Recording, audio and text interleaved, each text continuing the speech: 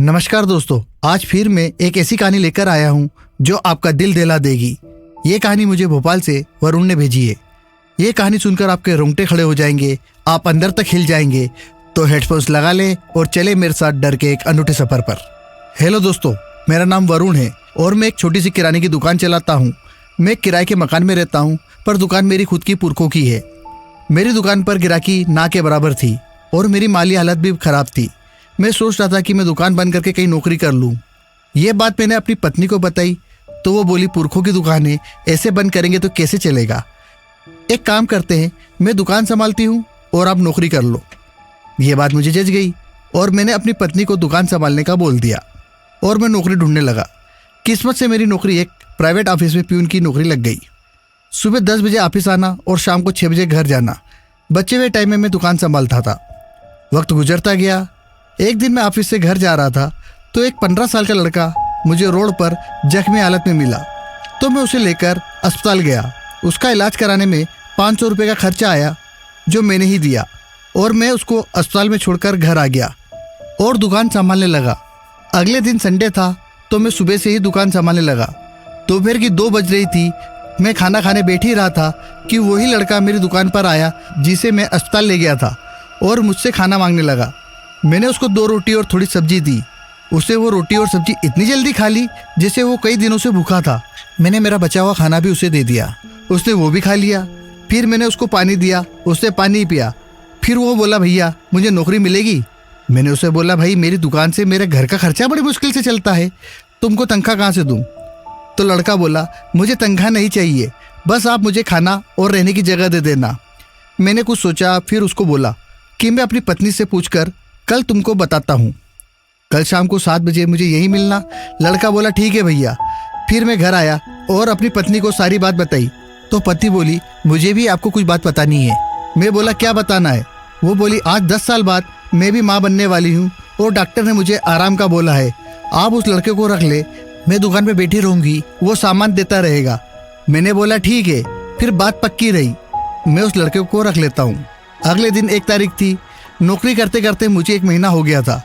मुझे मेरी तनख्वाह मिली। मैंने घर आते आते पत्नी के लिए एक साड़ी और लड़के के लिए एक जोड़ कपड़े खरीद लिए और दुकान पर आ गया।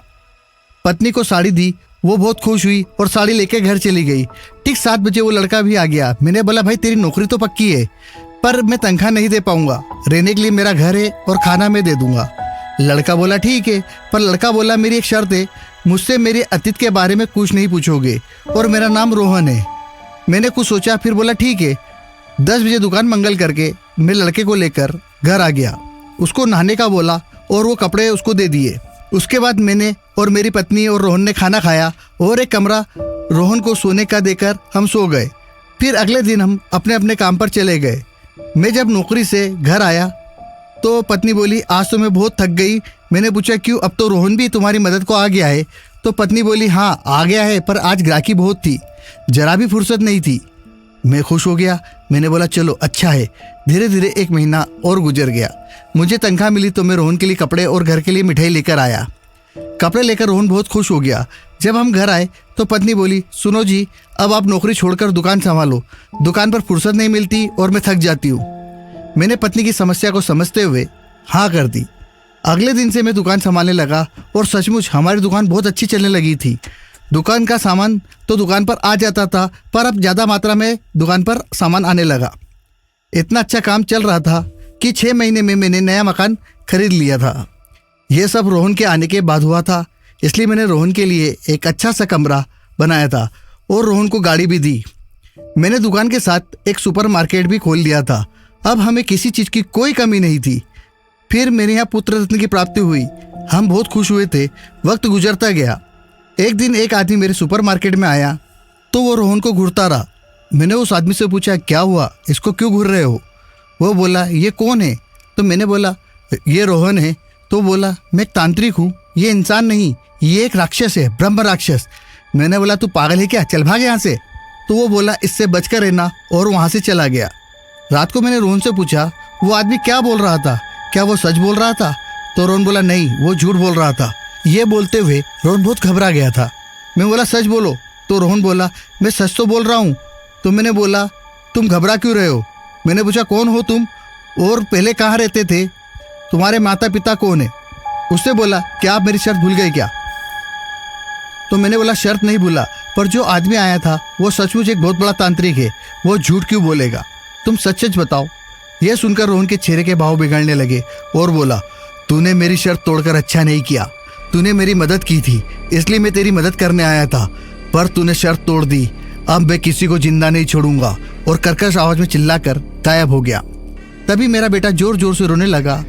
मेरी पत्नी बेहोश हो गई। मैं दोनों को लेकर अस्पताल गया पर कुछ फर्क नहीं पड़ा। मुझे रोहन की याद आई।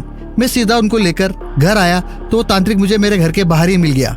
तो मैंने उसको सारी बातें बताई तो वो तांत्रिक बोला कल हम हवन करेंगे और हनुमान कवच और हनुमान अष्टक का पाठ करेंगे। ये हमें 108 दिन तक करना है। और उस तांत्रिक ने मंत्र पढ़े और मंत्र पढ़ के एक धागा मेरी पत्नी और मेरे बेटे को बांध दिया, जिससे मेरे बेटे का रोना बंद हो गया। फिर तांत्रिक कल आने का बोलकर चला गया। रात को हम जब सो रहे थे तो अजीब सी आवाज से मेरी नींद खुल गई। छत पर से खून की बारिश हो रही थी और दीवार पर कोई साया रेंग रहा था। मेरे रोंगटे खड़े हो गए थे। वो साया बोला तूने वादा तोड़ा है, अब कोई नहीं बचेगा, कोई जिंदा नहीं बचेगा। मैं घबरा गया। तभी मैं हवा में उड़ने लगा। फिर मेरी पत्नी और बच्चा भी हवा में उड़ने लगे। तभी मुझे तांत्रिक की बात याद आ गई और मैं हनुमान चालीसा का पाठ करने लगा। तो साया भी मेरे साथ हनुमान चालीसा का पाठ करने लगा। वो ब्रह्म राक्षस था, बहुत ही ताकतवर था। फिर मैंने हनुमान अष्टक और हनुमान कवच का पाठ करा। वो राक्षस भी पाठ करने लगा। इसी बीच रात बीत गई। अगले दिन वो तांत्रिक भी अपने साथियों को लेकर आ गया और विधि विधान से पाठ करने लगा। दिन तो अच्छे से बीत जाता पर रात काटना मुश्किल हो जाती थी।